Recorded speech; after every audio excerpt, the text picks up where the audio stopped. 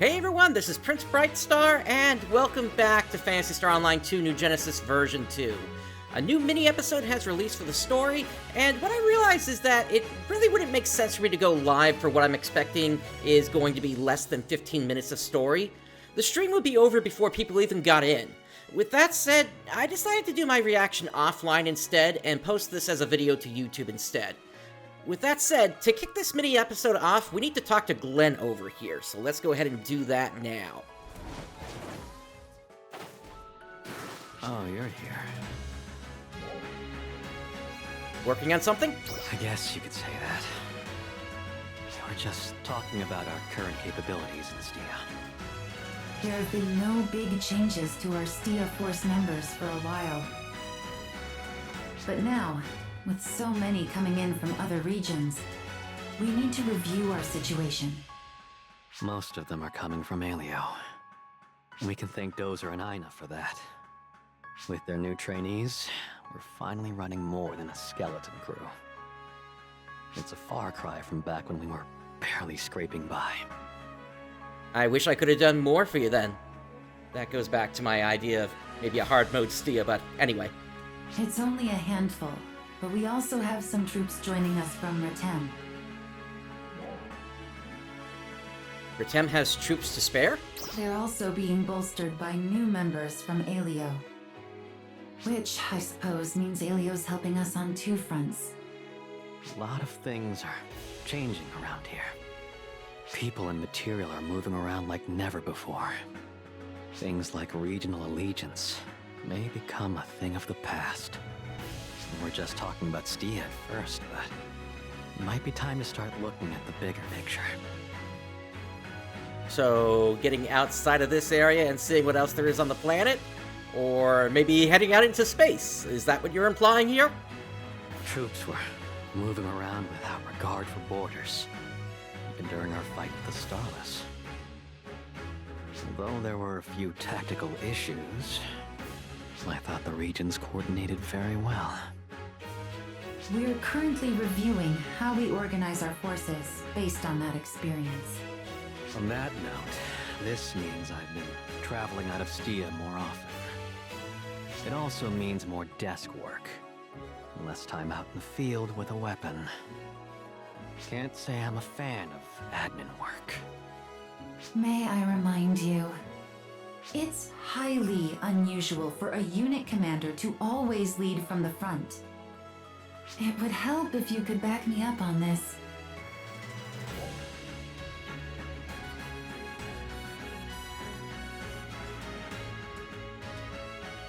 It's an interesting choice. Because, I mean, back in PSO2, we were basically the top, and, you know, we were always out in the field. But ultimately, fighting is what Ark's defenders do, and frankly, having commanders up front can help to inspire troops, so I'm gonna go with fighting is what Ark's defenders do. You sound just like him. You get what Arx is all about. Ah, please. Anyway, it's a lot better now than back when we were barely hanging on. We need to keep up the momentum. We need to increase it even. Which is why we still need your help. I'd like to pick your brain about some things. Okay. And you can pick mine too if you want. We're all counting on you.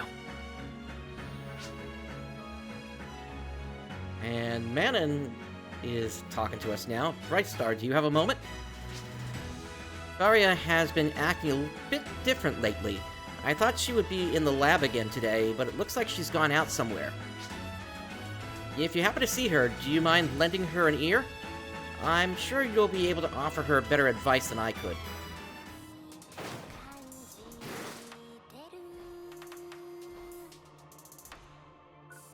Oh, hello. Hello, Faria. Are you researching something? Oh, I'm just out for a little walk. Vilma's always saying that alone time is important. Come to think of it, I don't think we've ever spoken to each other alone. Do you have some time to talk right now? Sure. Until recently, we simply acted according to Zephedo's instructions. As a member of Resurgent Arcs, this reminds me of the day Manon went AWOL from her mission and came to Lucille. I did my best to think of a way to get Manon on track that wouldn't affect the experiment. But I realized that I couldn't do anything about it on my own. So, I asked you three for help. It never even occurred to me that my action would result in what it eventually did. Back then, we were all basically emotionless robots, without a single original thought among us. But the people that we met here were something entirely different from that. Everyone here had distinct personalities and were full of all kinds of ideas.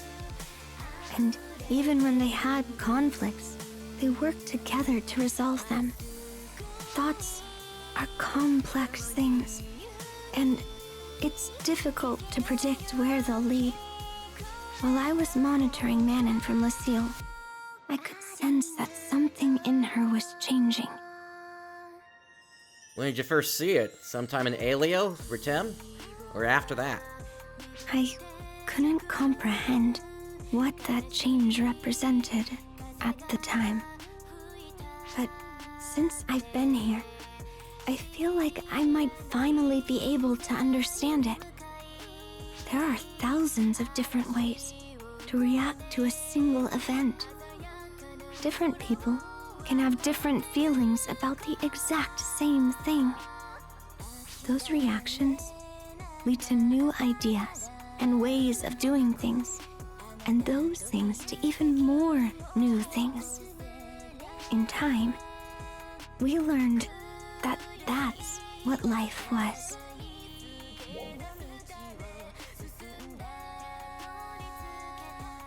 I'm glad we're finally able to talk. Getting the chance to talk with you like this makes me happy as well. Emotions are truly mysterious things. At the moment, I would say that the single largest influence on us is Ilma. Now that would kind of make sense. I mean, they're kind of one of the bigger researchers here on Alpha. They probably would have fit in well with you, Lucilians, so. He is a very interesting person. His emotions surrounding research are very straightforward. He simply follows his interests to see where they'll lead. Sometimes his methodology is a little loose, but in that sense, I suppose he's similar to Zephedo. But aside from that, I still have a difficult time figuring him out.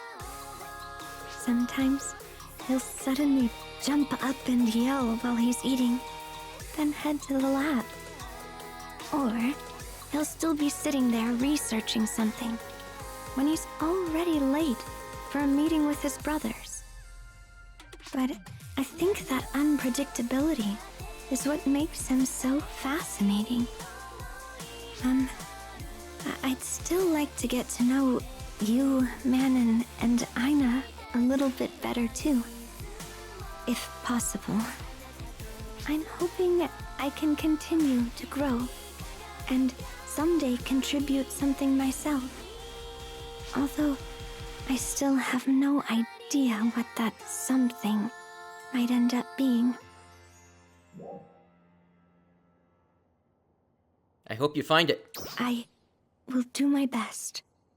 Though I may prove something of a bother along the way. I hope you'll continue to support me. And then we need to head over to Halfia Lake. I will say it's interesting that they kept the music for the event going through all that they didn't set it into its own separate cutscene.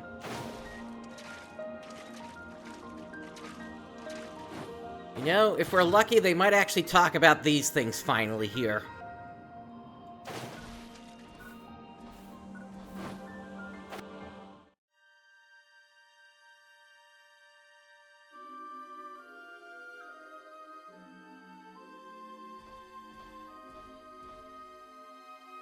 Why are you here?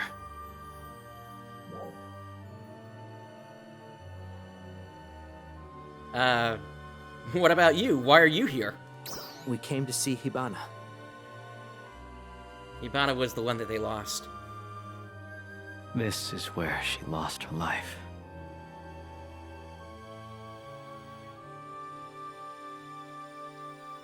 The war's end still isn't in sight yet. But now, with Vile gone, it felt like a good place in the story to give her a little update. Do you have some time to join us? Sure, if you want to break the fourth wall like that.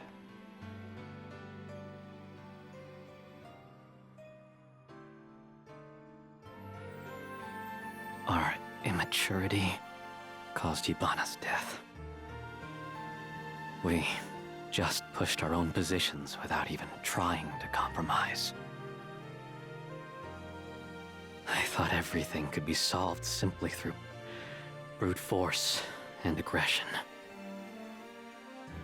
And I was overly cautious, demanding perfection before I took action.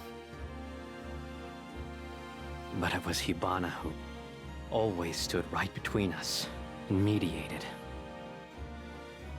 She'd let us argue our cases and then give her honest opinion. And it was always something that we could both agree with. True. Somehow, what she had to say always seemed to make sense. Hibana was the balance in our relationship. She kept things stable. And then... Yeah. Neil Stia came and attacked Aleo. I rallied my forces at Central City and started setting up a defensive perimeter. And I took my troops to go face him head-on. But he was way stronger than our intel reports had indicated to us. I quickly ordered a retreat, but my troops were driven back and scattered. Hibana and I were there, covering their retreat.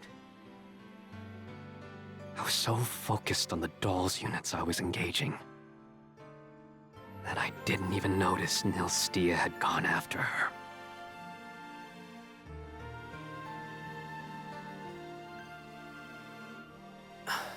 If I had stayed right next to her.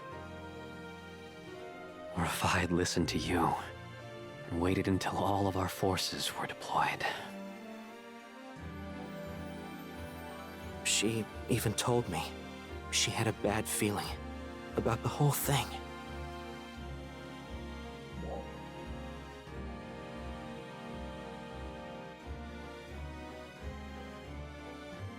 The fact that he explains that not all their forces had been deployed probably explains why, say, Gara had not been there in the moment. I see. You know how this story ends. We both clung to our own ideas and went our separate ways. We kept up our work in Aleo and Stia, respectively. And that's how things were. Until the three of you showed up. You helped shake things up for us, so we could finally change.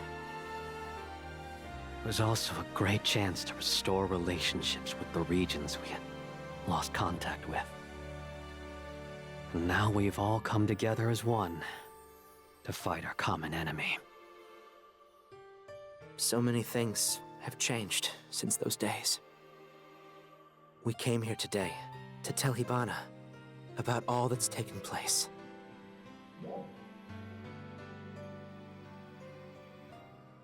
You're on the same page, just like she wanted. Yeah.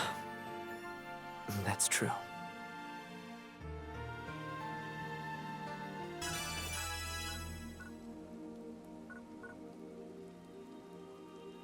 Okay.